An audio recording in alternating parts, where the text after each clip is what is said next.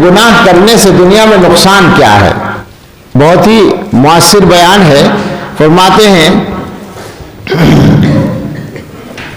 کس کو معلوم نہیں وہ کیا چیز ہے جس نے ابلیس کو آسمان سے نکال کر زمین پر پھینکا. نافرمانی، اللہ کی نافرمانی. اللہ کی نافرمانی یعنی گویا کہ گناہ کرنا، یہی تو سبب ہوا نا.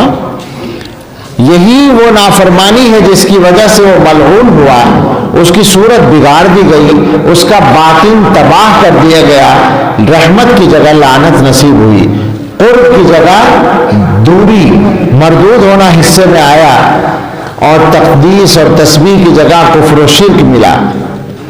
فرماتے ہیں وہ کیا چیز ہے جس نے حضرت نوح علیہ السلام کے زمانے میں تمام زمین والوں کو طوفان میں غرق کر دیا.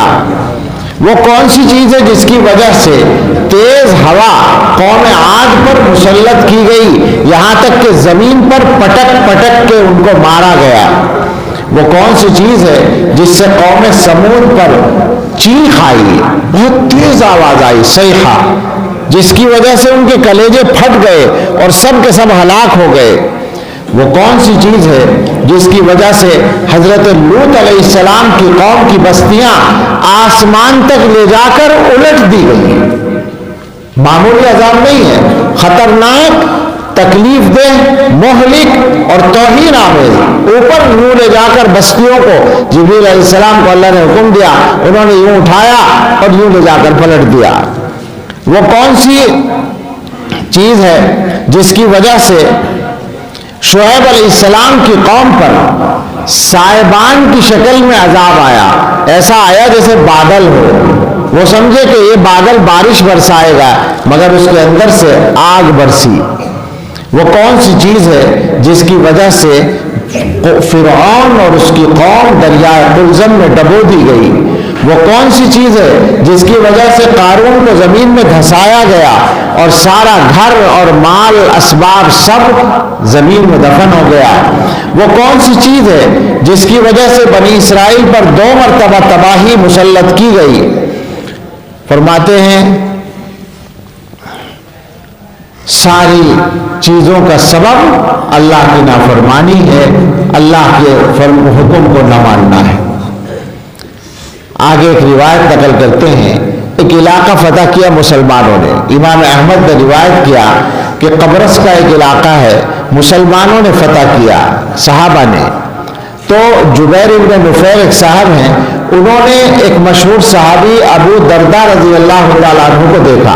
حضرت ابو دردہ بڑے صحابہ میں سے اور بڑے گریہ وزاری والے، عبادت کرنے والے صحابہ میں سے.